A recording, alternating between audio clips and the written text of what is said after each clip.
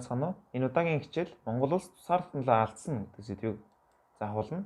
За энэ хичээлийг үзснээр бид монголчууд эв нэгдэлгүй, хүчээр нэгтгэж чадаагүй, дотроо зөрчилтөнд тэмцэлдэж байснаас тусаар тутамлаа алдаж, дайчин улсад эзлэгдэх болсны учир шалтгаан.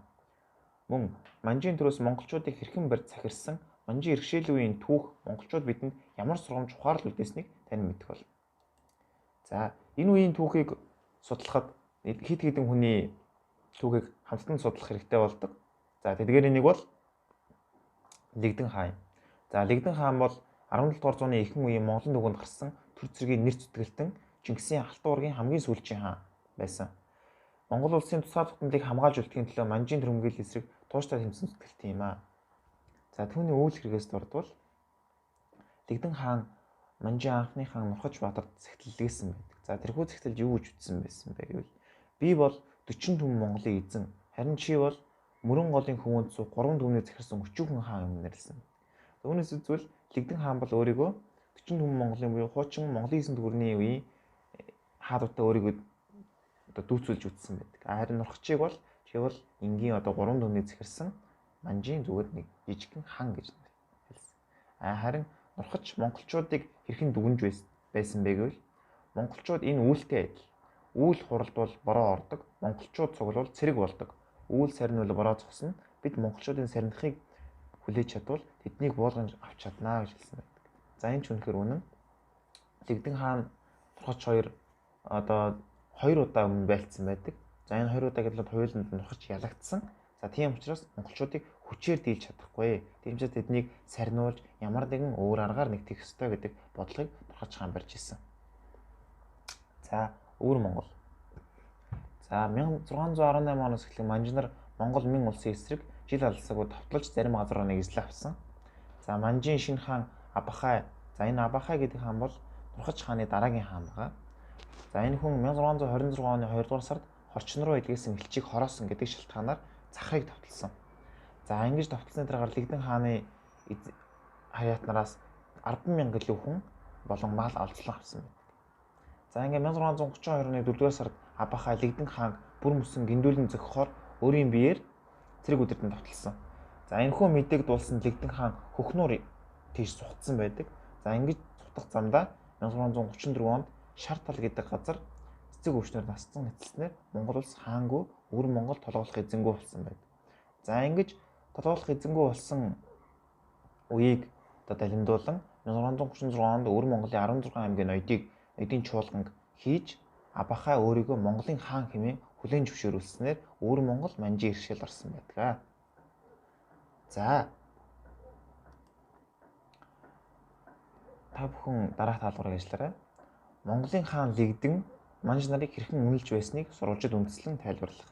За дараагийнх нь манжийн хаан Нурхач монголчуудыг хэрхэн үнэлж байсныг сурвалжид үндэслэн тайлбарлах хоёр даалгаврыг гүйцэтгэх байна. За халах Монгол улсын тухай одоо ярьцгаая. 1638 онд манжийн хаан халахын 3 ханыг жил бүр 9 цагааны бэлэг барьж байх зарлиг буулгасан. За ингээд манжчин улсын зүгээс 1644 онд Мэн улсыг эзлэн дагуулсны дараа халахыг эзлэх аюул нүүрлэн ирэх нь тодорхой болсон тул халахын хаадууд манжтай найрсаг харилцаа тогтоож хугацаа хожих. За энэ хугацаа хожсон хугацаанд эв нэгдлээ бэхжүүлж харийн дэрмгэлийн эсрэг эсэргүүцэх бодлого явуулахыг зорж ирсэн байна. За гэтэл энэхүү улс төрийн хүнд игзэгтэй үед Сэцэн хаан Шолой, Түшээт хан Гомдорж нар насан эцэлсэн. За ингэснээр тэдгээрийн орыг баг залуу хангууд эзэн орлсон байдаг. За энэ нь бас манжид ихээхэн таатай үйл явдал болж өрссөн. Учир нь гэвэл 17 дугаар зууны 2 дугаар хагасаас халахын дотоод байдал хурцдаж эхэлсэн байдаг. За ингээд Цэцэгт хаан аймагт бүр хаан ширээний төлөв тэмцэл өрнөсөн. За ингэж хаан ширээний төлөв тэмцэл өрнөж дууссаны дараагаар Харьяат нарын асуудлаас болж Түшээт хан Цэцэгт хан нарын хоорондоо эвдэлсэн тулалдахад хүртэл хүрж ирсэн байна. За ингэж явсаар 1691 оны 5 дугаар сард Долоо нуурт манжийн хамгаалан халахын ноёдыг цуглуулan албан ёсоор халахыг манжийн захиргаанд орсныг мэдгдсэн байдаг. За энэ үеийн түүхэнд яалтчгүй тодор бичигдсэн нэгэн хүн байдаг нь энэ бол Галдан Мушигт хаан юм. 100 гарын улсыг нийтгэснийхээ дараагаар тэрээр манжийн төрөмгөлийн эсрэг улс орныхоо тусаар тутамдын төлөө тууштай тэмцэгч шашин төр зэргийн нэр зүтгэлтэн хүн байсан. Тэрээр Монгол төдөөгүй Төв Азийн түүхэнд тодорхой гавьяа байгуулсан гавьяатай хүн. Ингээд зүүн гарын Галдан хаан халахын эзлэх одоо аян дайнд мордсон байдаг. За энэхүү аян дайн 1696 онд болсон бөгөөд Манжийн инх хамгаалан хаан зүүн гарын хаан Галдан нарын 96 онд хийсэн дайныг Францын пресс хотын сонинд хэвлэж ирсэн. За үүнээс ямар дүгнэлт хийж болох вэ гэвэл зүүн гарын эзэнт гүрэн, Манжийн эзэнт гүрэн хоёр нь дэлхийн түүхэнд одоо үнэлэгдэхүйс томоохон эзэнт гүрэн байжээ гэдгийг гаргаж ирж байгаа. За 1653 онд Эрдэнэбаатар хунтайжийг насварсны дараагаар түүний хүү Синг залгамжилсан байдаг. За Синг хүмүүст одоо зуурдар хорлогдсон. За үүний улмаас Галдан хаан 1671 онд хаан ширийг залгамжлаа авсан. За үүний дараагаар Галдан бошгод ойрд монголчуудаа бүхэлд нь хураан нэгтгэж зүүн гарын нэгдмэл хүчрэг улсыг байгуулсан. За ингээд удалгүй халахыг нэгтгэн Монгол улсыг цор тогтнолыг нэгтгэхэр зорьсон байдаг. За гэсэн ч Манжийн одоо их зэрэг дарагдан Галдан хаан амнаас нь эрсдсэн. За ингээд дайчин улс Галдан дарсныхаа дараагаар зүүн гарын хаант улсыг эзлэхийн тулд дотор нь хагаралдуулан эвдрэлцүүлж хүчийг нь сарниулахыг хичээж байсан байна. За ингээд Галдан бошгод хааны дараагаар хаан болсон Цэвэн Аравдан хаан тэнгэр тальж Цэвэн Аравдан хааны дараагийн хаан Галдан цэрийн хааныг бүр тэнгэр тальсны дараагаар дотооддоо эвдрэн зөрчилдөх нь улам ихссэн. За ингэснээр урдийн хүчрэг байдлаа зүүн гарын хаан улс алдсан байдаг. За энэ үеийг ашиглан Манжнар 1755 онд 50,000 орчим цэргийг илгээсэн байдаг. За үүний хариу зүүн гарын хамгийн сүүлийн хаан Даваач 7,000 орчим цэрэгтэйгээр хашин нуурын дэргэд Манжийн их цэргийг хориглон байлцсан боловч даваа хүчинд цохигдсон ялагдсан.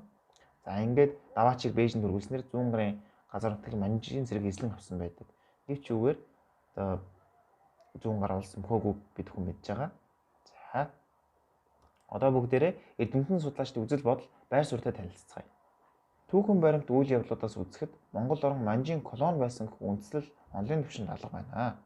Манжнар 1632, 1646, 1697 онд Өвөр Монгол халах зүүн гарын хаант улсад удаадараа халдан товтолж байсан боловч энэ нь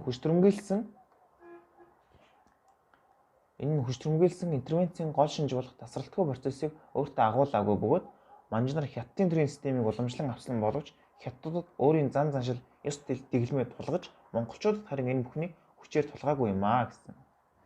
За ингээд халах Монгол Манжид агаар орсны дараа Чин улсын хэмжээнд Монгол үндэстнийг Манжийн дараа 2 дахь Ирмийн үндэстэн хэмээн тооцож хятад иргэд Монголд олноор ирж сууршихыг цааслан хорж байсан байна.